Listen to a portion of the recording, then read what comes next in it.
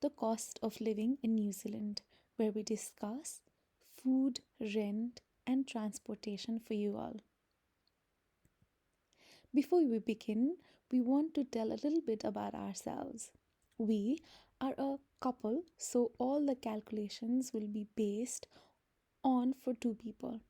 We are new, so this is completely our perspective. We are running on the third month in New Zealand. We usually like to eat at home.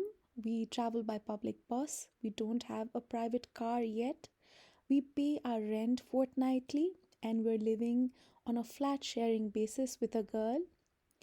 And of course, we are on a budget. Our budget is of 2000 monthly. Sometimes, some days we've gone overboard by 200, and we're trying to be on a budget. So let's see how successful we are on doing this. On the way, we'll be sharing some tips and tricks on how you can manage your budget. So, obviously, we love food. We are South Asians, we are from Nepal. We love eating spicy food. We love just basically love food, and we tend to cook a lot. So, we are trying to eat healthy and delicious. So, we are more inclined on cooking at home. We do grocery shopping, of course. We sometimes buy food that are beyond our list, but most of the time we take a list with us and we do the necessary gross shoppings. We also like to travel, and by travel we mean using public transportation most of the times. In these times, we are tentative to calculate our pricings when we use our public buses. We also like to eat out sometimes, some days, and then we've just tried to keep a record of how it is going. We'll just show you in a while. We obviously use our mobile phones, our expenses of mobile phones, we try to keep a track of it. So, yeah, with all this calculation, just to be mindful, so we came to New Zealand on the end of June. We could not keep a track of our expenses in June, but we have successfully tracked our expenses of 2 months already completed, which is July and August, as you can see. And in September, we are at the mid of September, so we are navigating our expenses up until 13th or 14th of September. That's our expenses till date. I'll come to that a little later. So we have divided our expenses into the following heading, as you can see, which is income, telecommunication, grocery, rent, transportation, eating out, and medicine. As you can see, we always try to put our income as 2000 New Zealand dollars, and then we navigate our expenses. This is $2,000. We'll use it thoroughly in all our months. Is this a tentative standard of something that we've derived from? No, this is our random way of putting a leash in our budget. We're doing it, and we just do it by $2,000 monthly. Our expenses, as you can see, we are going overboard of 2000 for 2 months, and now until 14th of September we have already used 996.76 as our expense, and we still have almost 1005 rupees for our budget with 2000. So as you can see, again, we're on a budget. We're really trying to sort it down. So let's see, and obviously we'll give you guys a follow-up of September as well when it's completed of how did it go. And in the meantime, we'll also be sharing some tips and tricks of saving money here in New Zealand.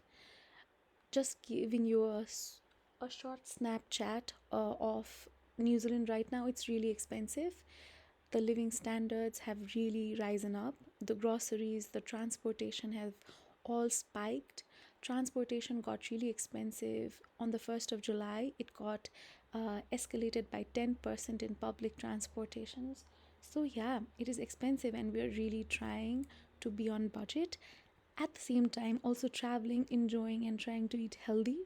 We are not compromising on our food, we are not compromising on things we want to do and on places we want to travel. So we are being mindful and as well as enjoying New Zealand. So this is the breakdown of our July expenses. This is very true. As you can see, 77% of our income goes on rent. So if you've heard that New Zealand is really expensive about rents, that's true. It is very expensive. And like we've pointed out already, we're living in a shared housing with one other girl, but we're living in a good place. It's close to the campus, which is the PPTA Wellington. It's very accessible. The buses are nearby.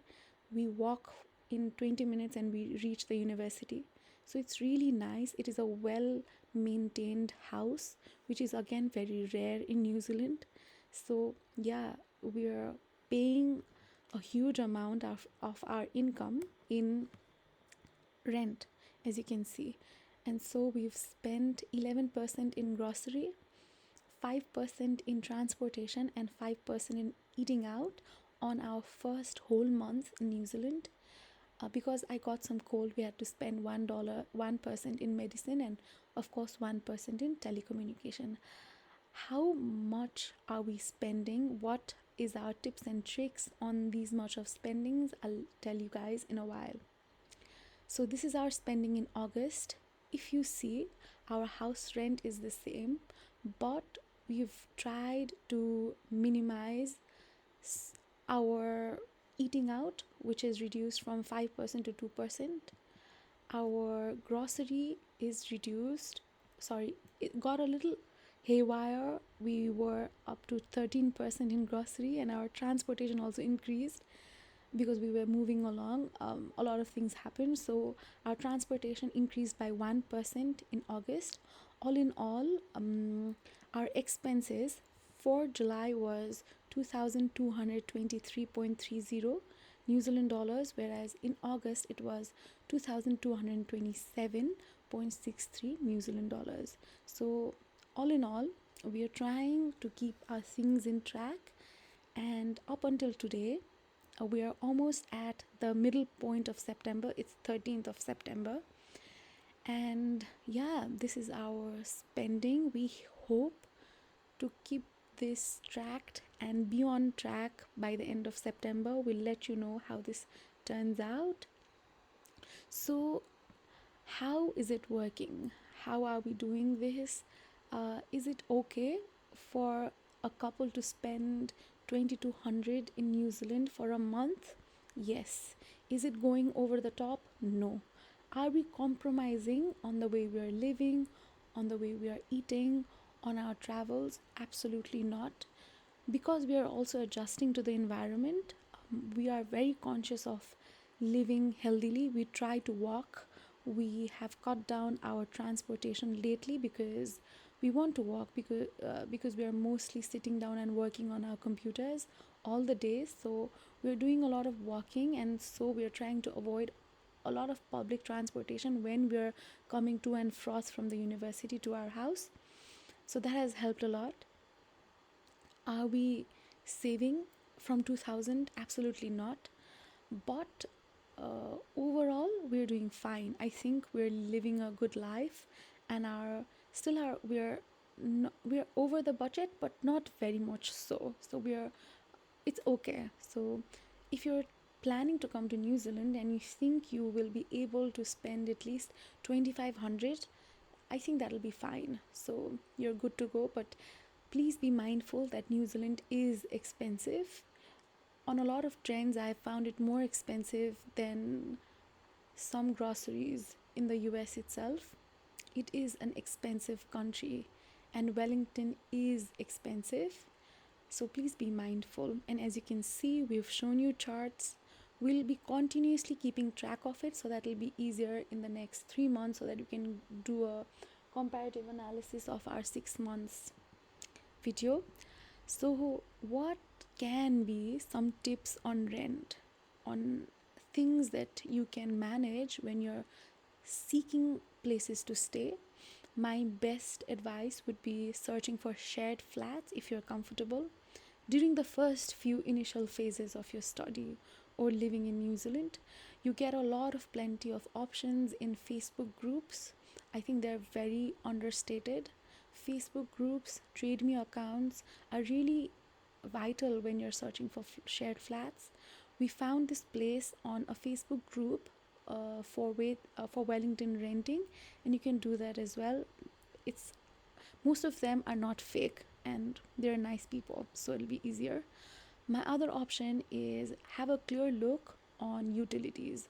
So New Zealand and Wellington is primarily very heavy on utilities, which is internet and power, electricity. So you're basically paying a lot in electricity and electricity, power, and other supplies for housings. So you need to be careful when you're assessing that. We are currently paying $30 monthly per person for utilities, which, oh, it's not monthly, it's weekly. I'm so sorry. It's $30 weekly per person, which we find is expensive. Yeah, so just letting you guys know that. And the other option is seeing bonds when you're searching for rents. A lot of people tend to give you places on higher bonds and lower bonds. Bonds can range from $500 to $2,000. Bonds is something that you ought to give to your head tenant or owner of the house as an assurance that you will keep the house safe, and they give you back once you leave the rent. So it is just like a security that you give to the owner or the house tenant, and you need to be very careful when you're searching for rent. Some tips on groceries is Saturday or Sunday vegetable markets. I cannot stress this enough. As a couple, we tend to use $20 per week on eating healthy vegetables and fruits. We go to the Sunday market that happens in Wellington's waterfront, and we buy fruits and vegetables within $20, and it has worked fine. We've been eating healthy and we're very happy about it. So that is my first and most important tip on grocery. My second tip is to see food on sale at Pack and Save, New World, or Countdown. We like Pack and Save more in terms of buying lesser expensive food, but then it is quite far from the place we live. So both of them, Kilburnie and Pitani in Wellington, are quite far. So New World is completely fine too. And yeah, foods on sale also work fine, so they're okay. And my third suggestion is eating home cooked meal. When you're using your groceries to cook sustainable home cooked meal, you're saving a lot of money. That is the truth. So yeah, my tips on groceries would be that. And yes, planning and listing a lot. I think we'll be making another video on specific issues of groceries, how we plan, how we list. And also I've realized that if you do a planning for 15 days and you go for grocery just 2 times a month, it works fine. So yeah, planning and listing out on things you need and ticking them off while you buy it, and not going haywire on what you need to buy next, not choosing chocolates on what you see, will completely be fine. So yeah, planning and listing is another thing. Transportation hacks. A lot of people don't tell you, but there is discounts on Snapper if you are a student. You need to register at the Snapper's account if you are a student, and you get, I think, 25% discount. So because I'm a PhD student, I get a 25% discount on my travel card, and it makes a huge difference when you're traveling. So please do that. Register on Snapper if you're a student. And my second hack is, if you want to travel, and if it's possible, travel during off-peak hours. That is before 9 a.m. and after 6:30 p.m. on weekends in Wellington. When you do that, there's a rapid deduction of prices by 50% on off-peak hours.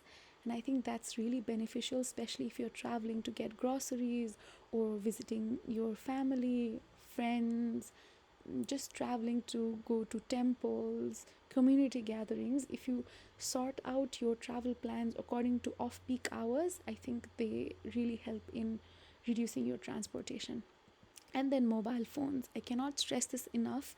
You need cheaper SIMs, because most of the times as students you'll be in access to Wi-Fi in your house because you're paying a heavy utility bill for it. You'll be in university, you'll also get internet there. So invest on cheaper SIMs. As a couple, me and my husband, I carry a SIM of $8 and my husband carries a SIM of $18, and it works perfectly fine. $18 because he has large internet coverage and large data schemes than mine, and it has worked fine for us.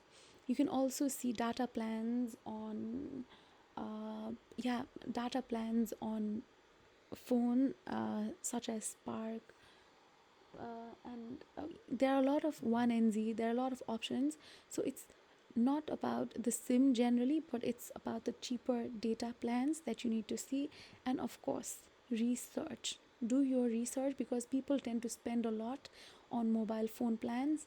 And if you do your research while coming here, I think you'll find a cheaper version of the same thing that you might need to pay $40 in one of the companies. And it's completely fine to buy cheaper datas when you're traveling, when you're in New Zealand, when you're in Wellington, because it makes a huge difference. And then when you're eating out, my simple tip is don't try to eat out much often, because there's no way I can help you reduce your cost if you're eating out continuously. Cook and eat homemade healthy food. Trust me, they're a lot cheaper, healthier, and you'll feel good about yourself. And then finally, medicine tips. I cannot assert the importance of health insurance in Wellington if you're living for a longer term. Travel insurance if you're traveling from all over the world to New Zealand, even for a short period of time. There have been a lot of instances where people who have traveled have suffered a medical need, and travel insurance has helped them. So, and then there are a lot of free medical checkups that happen in Wellington, with regards to cancer, with regards to bowel disorder. There are a lot of free checkups, and you can just call out. And we have also talked about registering to the nearest medical center in our previous videos. We'll link that videos below as well. Please check them out, because they're about few essential things that you need to do immediately when you arrive in Wellington. So that'll be helpful as well. And if you like this video, and if you find that this video was really helpful, this is our YouTube page. We are new in New Zealand, but we are willing to help you guys out. Please like, share, and subscribe to our channel. I hope you liked it. I hope you enjoyed it. Please let us know how you think about this video. Please let us know if you have any further queries. It was nice talking to you guys. Thank you.